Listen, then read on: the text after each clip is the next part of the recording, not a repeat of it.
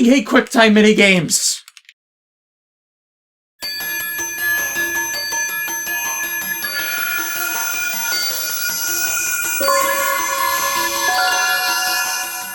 One month after the Beastman incident, after a class lecture on data compression, Higsby returns from abroad, emailing Lan and asking if he can help him out, as he got sick during his travels. Or he's too busy at the store with its reopening to complete the delivery. That would have made more sense. I mean, just look at that foot traffic! But with his shop opening, Higsby now gives us the best possible early game in-game cheat, the Number Trader. This was another concession by the game designers in an attempt to balance chip power while mediating the tedious time sink their collection can be. By knowing a series of special codes, the Number Trader can give us a bunch of battle chips, sub-chips, Navi customizer programs, and also some key items. Many of them very powerful, which boost your early game progression. And in Battle Network 3, using the Number Trader is the only way to get a quartet of powerful elemental battle chips in the Axtrix code, which is needed to get Master Style.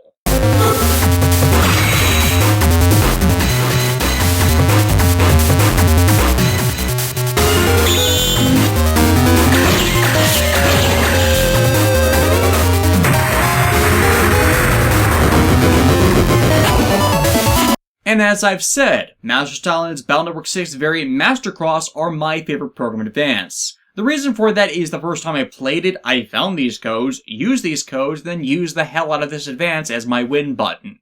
Granted, I wasn't as tactically minded as I am now with gameplay like this, so I didn't realize how, well, not good it is the farther along the game you go. I mean, it is this game's version of the Gator Program Advance, but as part of Battle Network 3's balance changes, they made them can only acquire one of them that works in the Advance period Mega Chips. So even using Team Style, you can only shoot it off once, which worked to curb overuse in competition.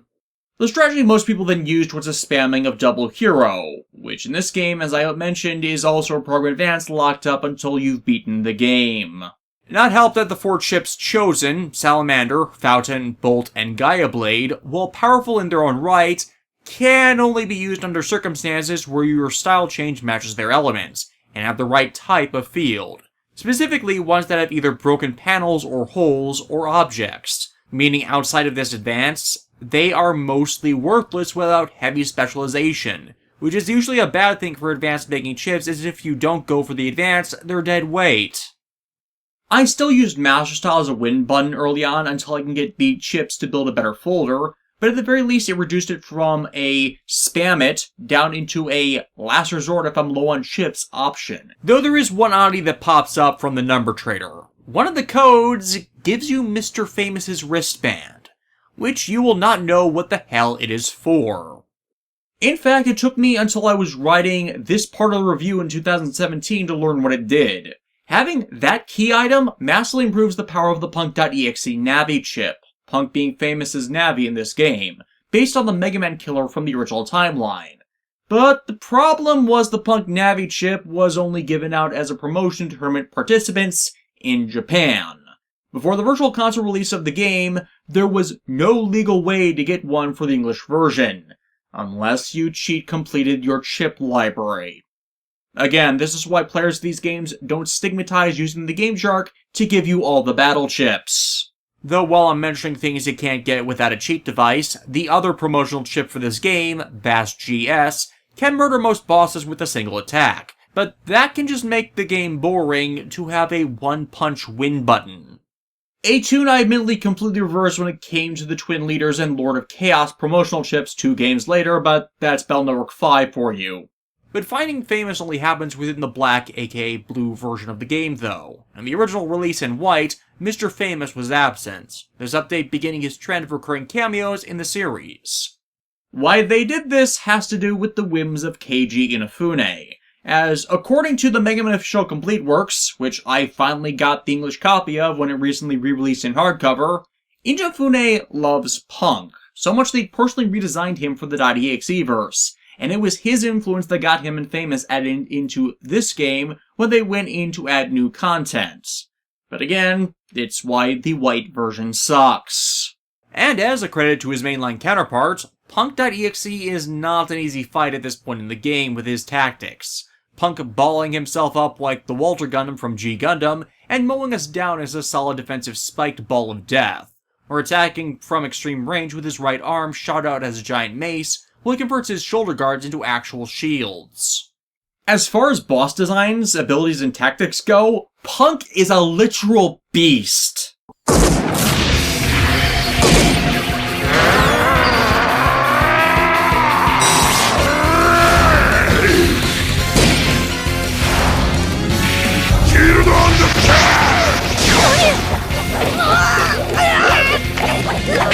Anyways, Higsby's job. Since he's sick, he needs 3 errands run. The first is to pick up equipment he ordered for the shop from its proprietor waiting at ACDC station, but he forgot it and his briefcase at the Ura Inn, meaning we need to head over there to grab it and give it to the guy to get Higsby's gadgets.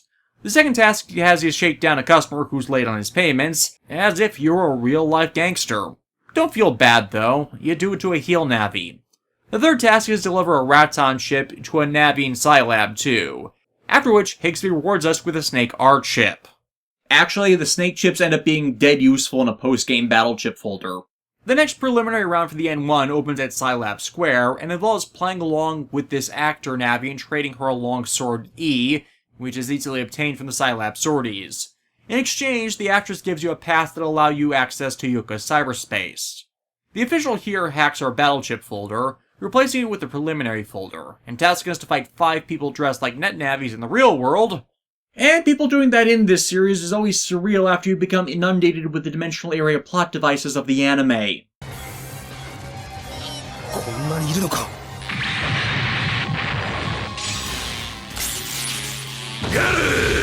The first is above Yai's place, the second in the school, the third by the Scilab vending machine, the fourth hiding in the Ura Inn's hot spring baths, and last hiding just out of your ability to see inside the zoo's entrance. Head back to Yoka Square and defeat one last set of bosses from the rep, and Lan and Megaman have officially cleared the preliminaries. Gutsman and Glide likewise claim success, but Roll lost the final survival battle? But Glide's useless! How did he clear it when Roll is a badass and control viruses? Oh, wait, right. Yai has a library of rare battle chips that offset how awful she and Glide are at actual combat. This, however, is where Chod and Protoman re-enter the storyline of the series. Chod's egocentrism back in full, and talking smack in lead up to the tournament, which they have also entered.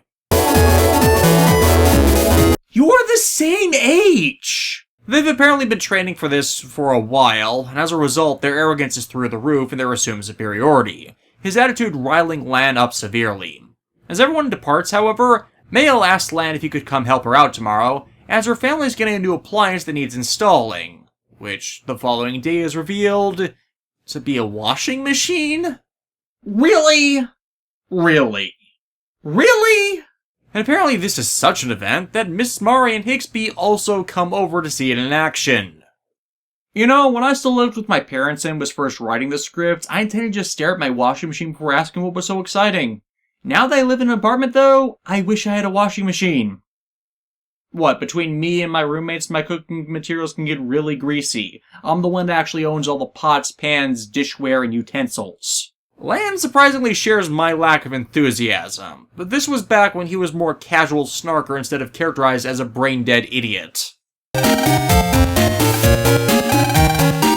Casual sexism, ho! However, it seems like there's a bug in the system. The bubble wash washing machine sealing Mail and Mari in giant scrubbing bubbles. My god! Mr. Clean has snapped! You must have seen how dirty my bathroom gets every month. This is all the actions of Bubble Man, a solo World 3 Navi who's instigated on his own a bit of terrorism. The bubble's made of a chemical compound that, if left to set for too long, will explode! And yet, with how they're using soap for evil, this really does feel like a Showa-era tokusatsu plot.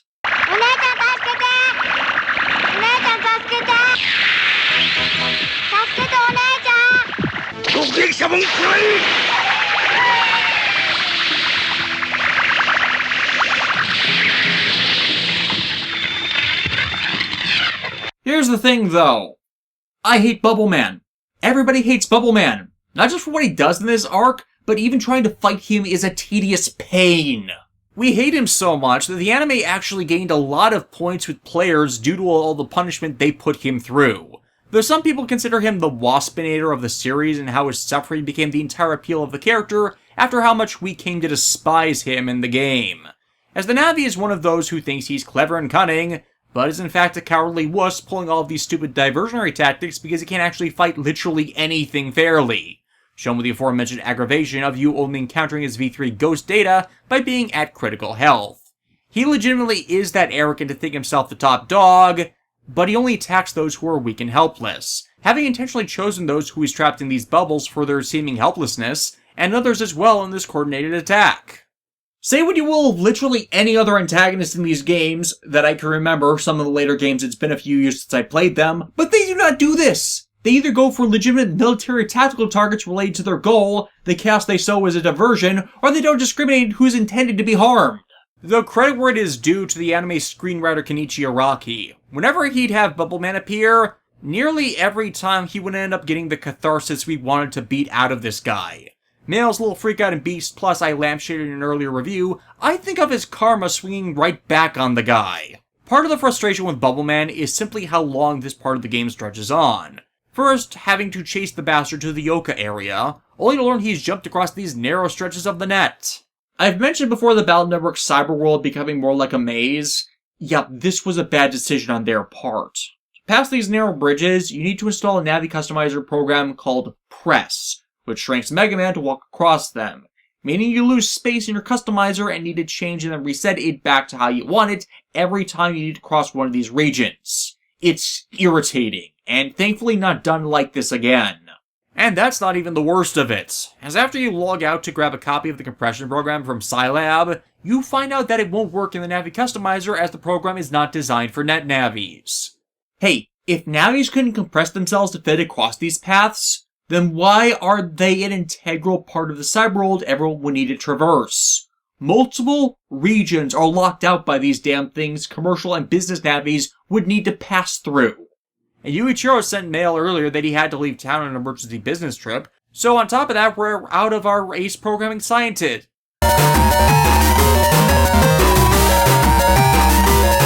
The hell are you doing here again?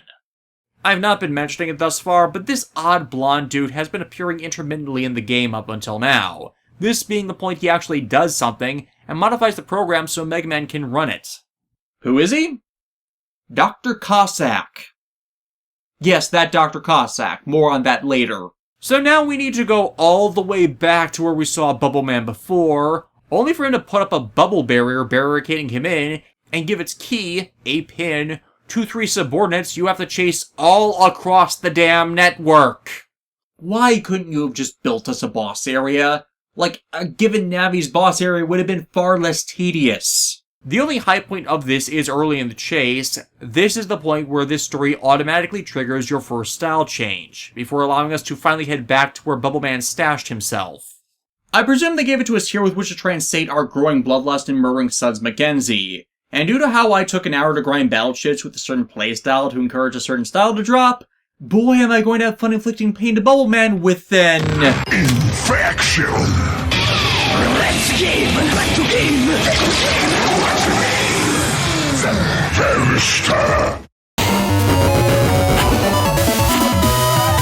Bubbleman tries to pull the cowardly Wily gambit to run out the clock to his bubbles exploding, Megaman demanding he disable his death trap, only for Chad and Protoman to come in and steal our kill, lambasting us for hesitating and deleting the terrorist Navi without people's lives were in danger. Except there was nothing that showed deleting Bubbleman would actually free them. Usually in this series, if something has been tampered with and it's not just a few common viruses bugging up its system, then it's by something external causing it which was only set in motion by the enemy Navi having performed the tampering, which after deletion still needs to be corrected.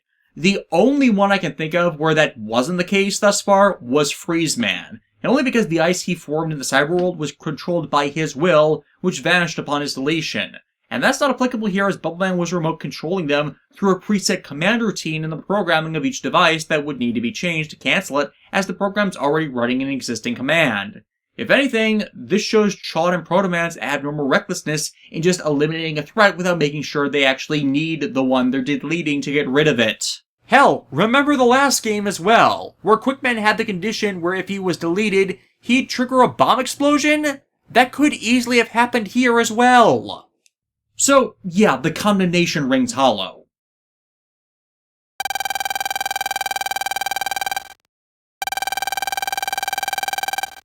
I hate this pun and everyone that took part in it. Still, as Lan's credited for saving the day, he does mull over the thought that, even though Chod was in the wrong, Lan can be indecisive under pressure. But as the scene pans out, we get sight of all people, Chod. And the reason why he's reverted back to being a dick is because he's trying to earn the affection of his father, Souseki Eugene.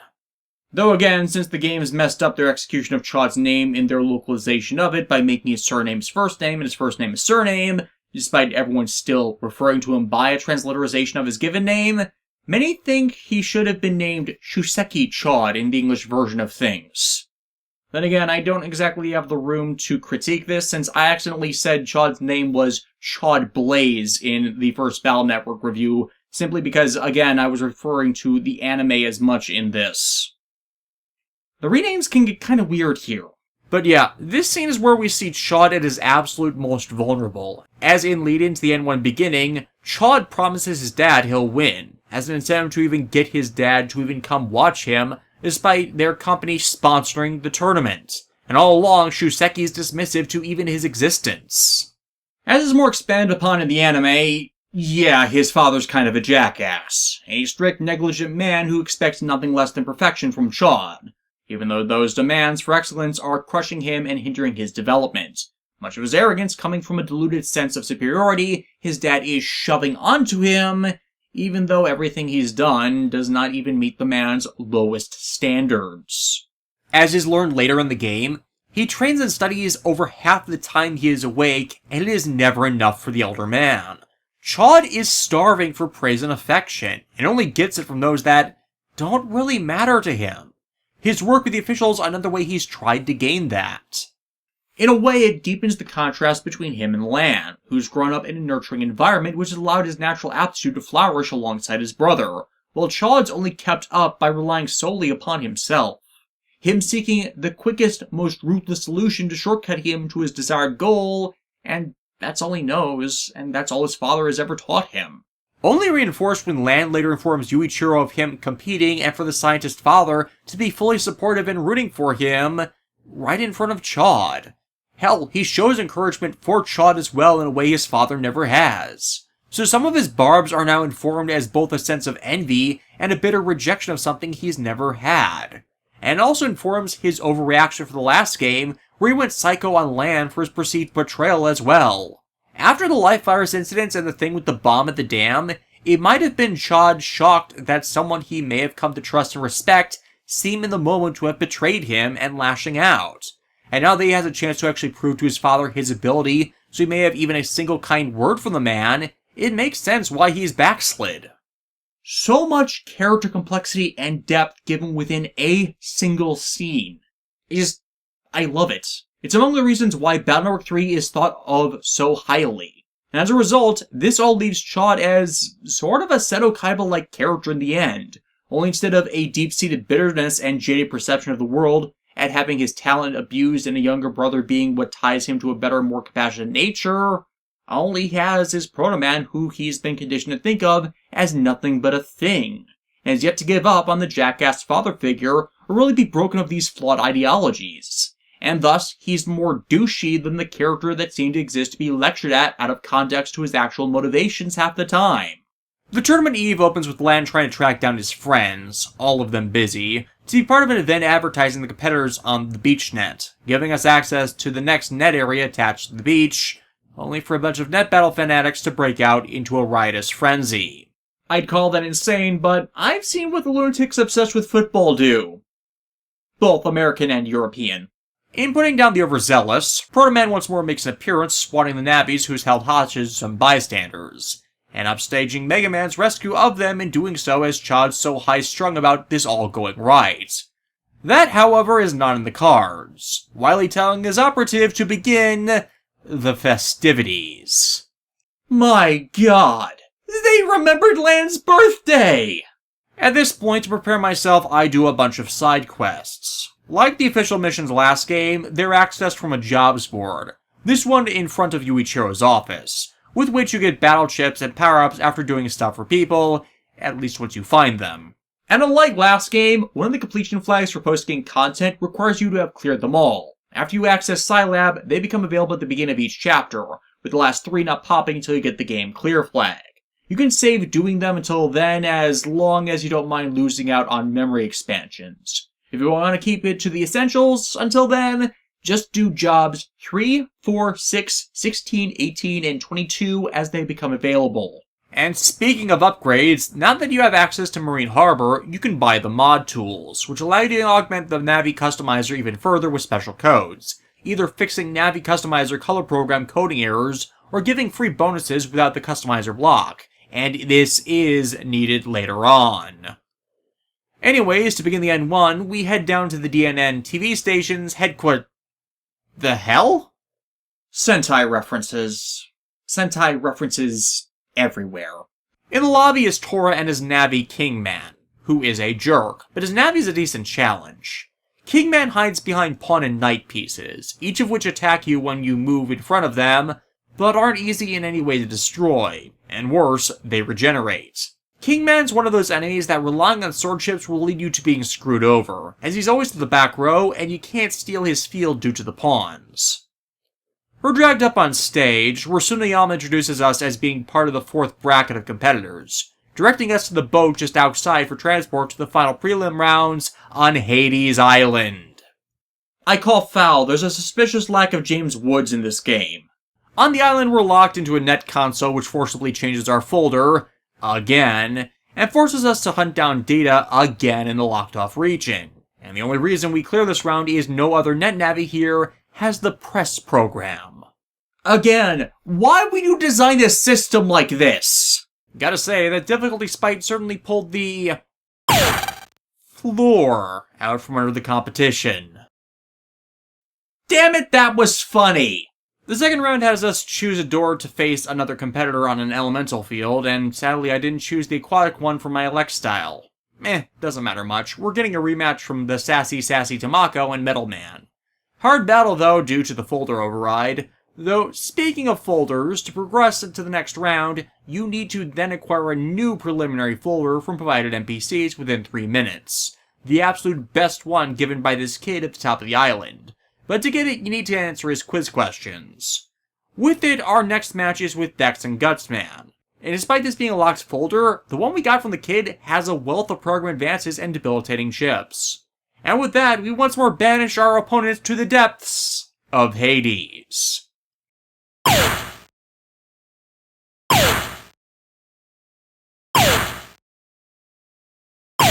From here, remember to swap your folder back to its normal configuration as they unlock now, and head back to DNN for the final rounds. Though Chad is oddly missing, the suddenly appearing Rabita. Before you ask, no, Toadman is not in this game. He doesn't show up again until Team Colonel. Asking us to look for him. He is out on the beachfront, brooding on how he has to win this, ultimately coming to question Lana's motivations, and finding them pitifully shallow in comparison to himself. Except as far as they know, at least, it's a competition, not a deathmatch, and not something that some great fate or cataclysm is hinging on. You're supposed to have fun? I mean, you really see from this new context about his dad how much Chad's been screwed up by him, as the concept does pretty much seem alien to him in the game series. Which brings us to the semi-final match. Another battle with Kingman? Oh, and he's not any harder than he was before. What a shame, as I can checkmate this guy in 4 moves. And I'm terrible at chess, too. But then again, if the king does not lead, then why should any of his people follow? Tora shows he's a good sport about his loss, leading to Chad facing the guy in the bad cosplay, as we're called off the stage by Mail. It seems Yai, when she was cast down into Hades, hit her enormous noggin on the way down and has been hospitalized. Worse, she reported being cheated by her opponent, the masked net battler Q, setting off a blinding flash of light which crippled her and Glide. Lamb returns to warn him, only to walk in on the opposing Navi, transform into Sandman? Spider-Man's going to take issue with this.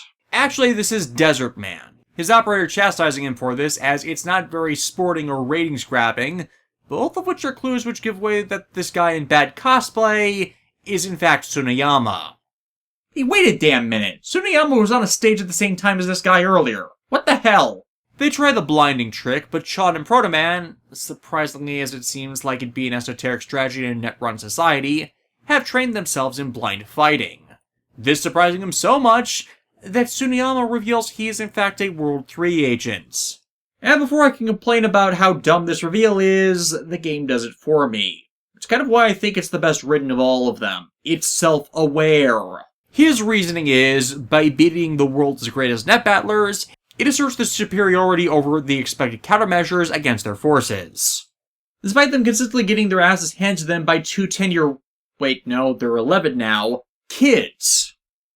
Honestly, it's not a bad idea. The problem, however, is they would need to beat their opponents without cheating to assert that actual superiority. And by Tsuneyama using this blinding tech to get through the rounds...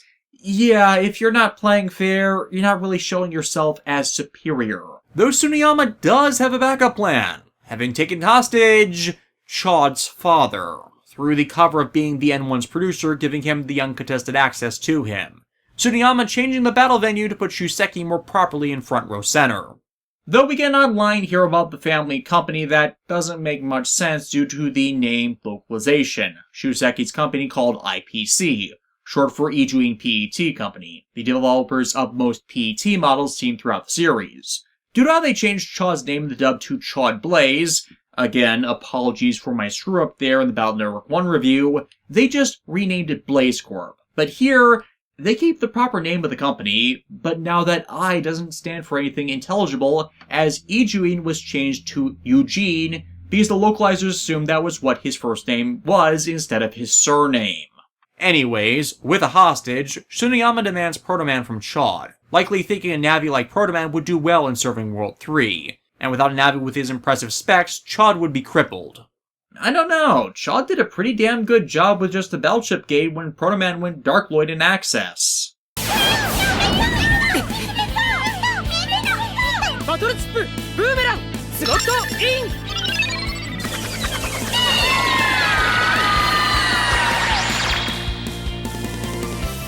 Fortunately, Lan has a plan! That's your plan? All you said was whisper, whisper, whisper. I know. I just wanted to be the one with the plan for once. No, Lan's plan is to chuck his PET case at Tsuneyama's head, distracting him long enough for Chad to grab his dad and run, leaving Tsuneyama with nothing.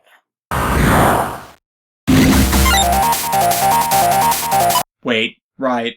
Desert Man is actually the first of a few really challenging Battle Network 3 bosses. The big problem of him is he waits in the back row, and then manifests hands of sand to both attack you and block attacks from hitting his main body.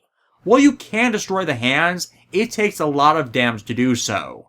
Made worse is he can create sand pits to hold you in place just long enough to lock you down for attacks, and can also throw up this object block that can prevent a direct attack. Honestly, I just always have a tough time with this guy, as I prefer close-range chips, and sadly hadn't found the bamboo or lance chips that hit hard the back row, and would otherwise make dealing with this easy.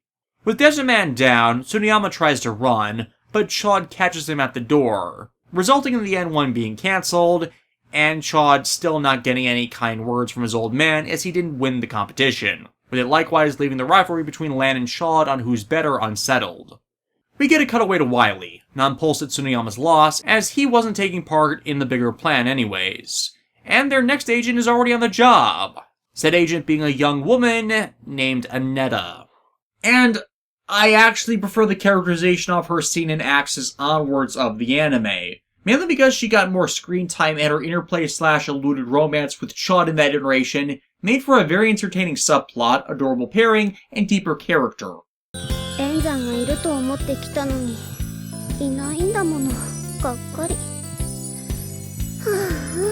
Not like that! But yes, I do ship them. I ship them so hard.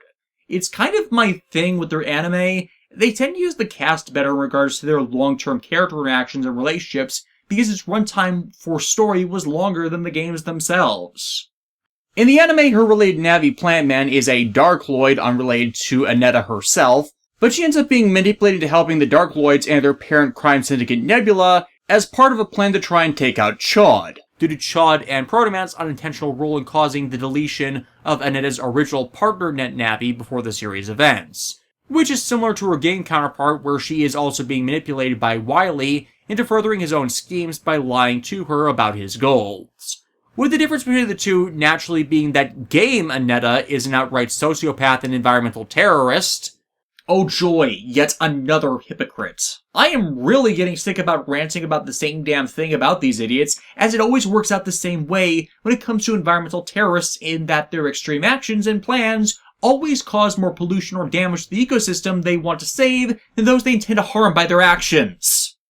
Whom they've just tricked due to her extreme naivete and twisted worldview into believing everything they say, inserting the idea of Annetta's own ultimate goal of worldwide wildlife reclamation being in line with her plans. Or in other words, she's poison ivy without the plant powers, and in a technological utopia where waste has reached an all-time low due to tech advancements making fewer wood products necessary for daily living, thus more plant life thrives as it's not being torn down for consumption. And yet, despite all of that, she is still more sane than the Mom organization and their whole related conspiracy that was stupidly retconned to be behind everything in .hack. Yes, I'm still angry about that. We actually got a translation recently which revealed how even more stupid than I thought it was. Whereas anime Annetta? Again, while I haven't seen the series in a decade, so I might be off on a few details, they make use of her trauma to attempt the same. But as she's not written as a one-dimensional character, the heroes break through to her and reveal the deceptions manipulating her attempts at misguided revenge, and thus, in the aftermath, graduates into a beloved supporting character in an attempt to find her redemption after she is ultimately responsible for setting off Axis' Darkship-infected Proto-Man story arc.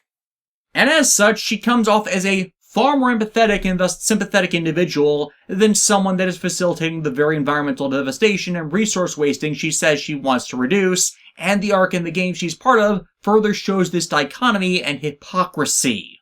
Said arc starting off with Yai at the hospital off of the harbor, which is actually built around an enormous tree that stands as a testament to humanity's cohabitation and improved environmental situation as opposed to years prior, and has been shown to improve patients' health with the fresh air. While getting a drink for Yai, who's been cooped up there, one of the nurses asks Lan to help them find a missing patient named Mamoru, who's outside on the beach looking at the waves. Turns out Mamoru is a big fan of the Hikari brothers thanks to the N1 and the prior incidents Lan's been involved in, but is too physically weak to net battle due to their condition, which is eventually revealed to be the same heart condition that killed Hub as a baby. That's the depressing thing about medical science. What was once found to be incurable eventually is, but too late to help those who needed it. But that's put on the back burner for a bit. After getting Yai her drink and Dex acting oddly causing him to leave, we find Tora for the N1 in Lan's room, who is low on funds and begging us to do board jobs for him in exchange for all of Chod's secrets. This is thus where, after completing said jobs, we get exposition on how much Chod overtrains himself just to be able to match the natural skill Lan possesses in operating his brother in net battles. As I said earlier, it helps give more context to Chod's character, in that his arrogance is in part an act to mask his own insecurities, the same as the insults and dismissal of others. They don't do what he does to be good, so they can't actually be so. And yet that's kind of why this rivalry works. Normally in Japanese media, we're focused on either the perspective of the hard worker, or the complete savant who is an idiot at everything else, not the one with a natural aptitude. So the genius at a skill acting like a jerk makes it so we end up hating the jerk. But it's also resulted in the broken Aesop of those who are special need to be outshone and outdone by a rank incompetent just because he's a nice guy. Or otherwise, the whole Gary Stu nonsense of the idiot savant. But often resulting in the hardworking idiot remaining an idiot, as all of that time to make them good at what they suck at often prevents them from developing mentally and emotionally as they should, with said series making use of it, just then slapping the kind-hearted cliche on them that then compounds their incapability to function in the setting they're part of without destroying their appeal entirely. I honestly hate more the idiots who are super ridiculously good at something more, but it just gets frustrating when someone who works hard at something does not actually mentally develop alongside it. But Battle Network is one of those rare cases in Japanese media where they wisely inverted that and succeeded in not making such a character insufferable or out to be their series' own villain their plot refuses to recognize. The one with the very specialized skill isn't the greatest anything but that, though isn't exalted for it, whereas the one prided over it, and actually is a big jerk, is the one who worked to earn it. As in all that fervent obsession to be good at everything, he's lost the social skills needed to succeed later down the line, as they'll always put the wrong things as a priority. Whereas by nurturing Lan emotionally, he might not be the most skilled and capable individual, but he's an 11-year-old kid. He shouldn't be expected to be, and should instead focus on growing into a good, balanced man, which he is. For despite how it's stated clearly how good he is, he doesn't act with arrogance, but instead is humble about his capabilities and is aware of how long his own road still is. Which thus plays into the arc this series is presenting. For Chad, it's finally getting through to him about his isolation and elitism. For Lan, it's getting to see he needs to be more responsible and can't rely on just natural aptitude by seeing others who work hard to be good at what he is, and then seek to apply himself. But that brings us to what's up with Dex, as the next day it's revealed he's cutting class, as he's no longer part of the class. Chisao's visit earlier in the game was to see him about moving in with the other parent, and well, now he is, having been unable to spit the words out about his impending move, with Lan and the others only just catching him before he takes off for the trip. He's not gone forever, though, but if you've not gotten the Gutsman chips yet, well, you lost your chance for the time being. But with his best guy friend gone, now Lan needs a distraction, and unfortunately Mamoru's there to provide one, as he needs a pep talk about the latest treatment he's to undergo to deal with his heart condition. But years in isolation hasn't left him much to really live for. Liz is questioning what's even the point of it all, which is emphasized by the kid having a heart attack, which requires Lan to retrieve the doctors to save his life. While they manage to stabilize him, Mamoru is still refusing treatment. So as a proof of friendship badge, we gotta go and track down an Ice Ball M battle chip, and then relate the story of Hub to convince him that everything he's been denied in life, he can still gain and grasp for himself, as long as he continues to reach out for the chance his condition could be cured. So Mamoru agrees to do it, but as they take him in for surgery, this is when Annetta decides to attack the hospital for the Tetra Code. Yep, she's going to cause the death of an innocent human child at a hospital that is already showing itself as the best possible example of human society and plant life cohabitation as she wanted. Do you see why I prefer her anime incarnation?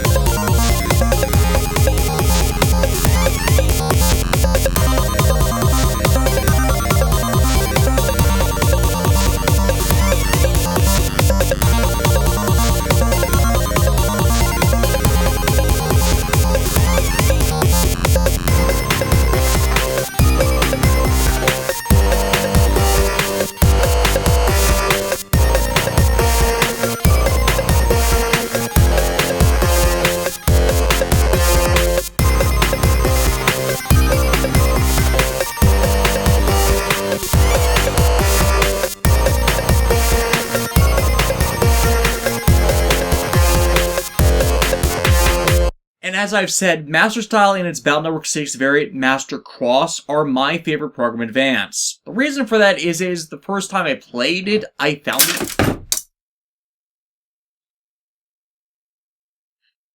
Really?